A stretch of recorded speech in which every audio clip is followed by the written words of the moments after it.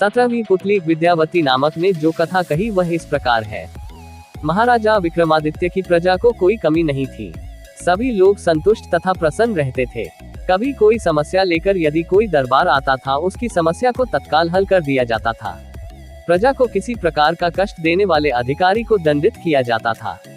इसलिए कहीं से भी किसी तरह की शिकायत नहीं सुनने को मिलती थी।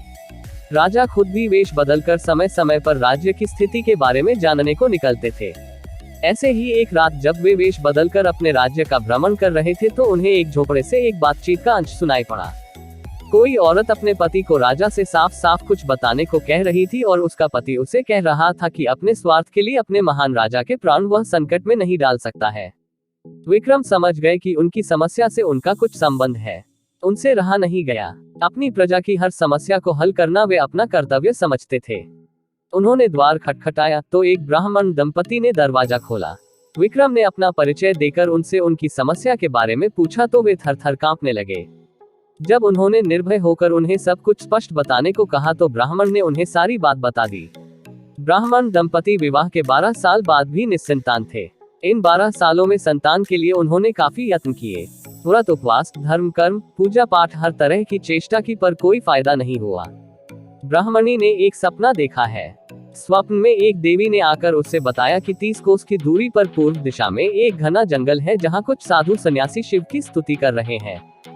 शिव को प्रसन्न करने के लिए हवन कुंड में अपने अंग काटकर डाल रहे हैं।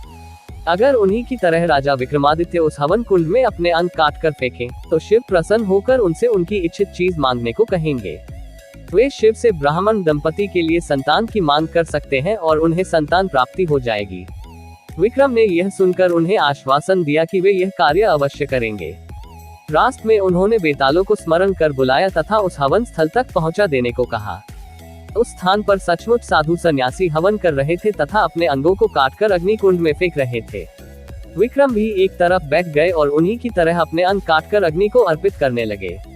जब विक्रम सहित वे सारे जलकर राख हो गए तो एक शिवगण वहां पहुंचा तथा उसने सारे तपस्वियों को अमृत डालकर जिंदा कर दिया, मगर भूल से विक्रम को छोड़ दिया। सारे तपस्वी जिंदा हुए तो उन्होंने राख हुए विक्रम को देखा। सभी तपस्वियों ने मिलकर शिव की स्तुति की तथा उनसे विक्रम को जीवित करने की प्रार्थना करने लगे। भगवान शिव ने तपस्वियों की प्रार्थना सुन ली तथा अमृत डालकर विक्रम को जीवित कर दिया। विक्रम ने जीवित होते ही शिव के सामने नतमस्तक होकर ब्राह्मण दंपति को संतान सुख देने के लिए प्रार्थना की।